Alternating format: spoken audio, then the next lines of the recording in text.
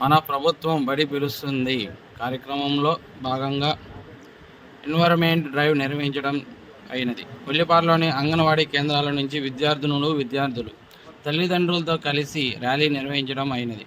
ఈ ర్యాలీలో ఎంపీడీ విజయలక్ష్మి, మండల స్పెషల్ ఆఫీసర్ క్రిస్టియానా అభినయ్ గారు, మండల విద్యాశాఖ అధికారులు లక్ష్మి గారు, ఝాన్సీ గారు, భార్గవ్ గారు ఈ ర్యాలీలను ఉద్దేశించి ఎంపీడీఓ గారు మాట్లాడుతూ విద్యార్థులకు ఉచితంగా పాఠశాల పుస్తకాలు, ఎస్ఆర్కేవి భోజనం కిట్స్, చిక్కీ, రాగి జావా, డొక్కా సీతమ్మ గారి మధ్యాహ్నం భోజనం మరియు 10వ తరగతి విద్యార్థుల గురించి గత 3 సంవత్సరాల నుంచి మన ప్రభుత్వం బడులోనే మండల స్థాయిలోనే ప్రథమ, ద్వితీయ, తృతీయ స్థాయిలో విద్యార్థులు ఉన్నారని, అదేవిధంగా తల్లిదండ్రులకి వందనం లాంటి వాటి ద్వారా తల్లిదండ్రులకు భరోసా కల్పిస్తున్నారు అని వివరించారు. ఈ కార్యక్రమంలో అంగన్వాడీ టీచర్, సూపర్వైజర్, ఆయాలు, సిఆర్ఎంపీ ఎంటీలో పిడపర్తి రమేష్ బాబు, రాంబాబు, బి అలేఖ్య, మురళి, అలేఖ్య, ఉషా తదితరులు పాల్గొన్నారు.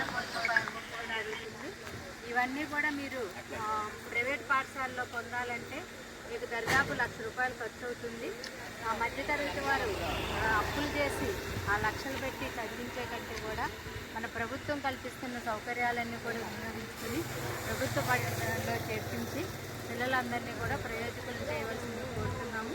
మొన్న వచ్చిన 10వ తరగతి ఫలితాల్లో కూడా ఎక్కువగా మార్కులన్నీ కూడా ప్రభుత్వ పాఠశాలలో చదివిన పిల్లలకే వచ్చినాయి.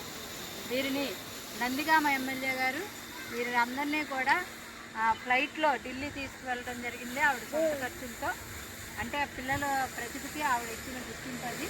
అదేవిధంగా పల్నాడు జిల్లా కలెక్టర్ గారు ఒక పాపకి ఎకరం పొలం అంటే 595 ఎంత వచ్చినాయి.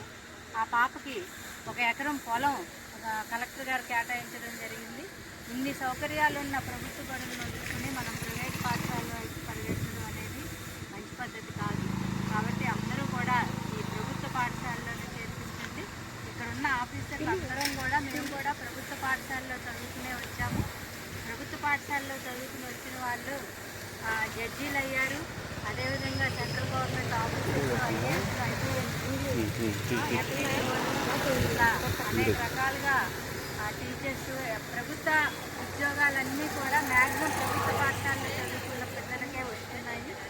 కాబట్టి ఈ అవకాశాలను వినియోగించుకుని ప్రతి ఒక్కరూ కూడా వారి పిల్లల్ని ప్రభుత్వ పాఠశాలలో చేర్పించవలసిందిగా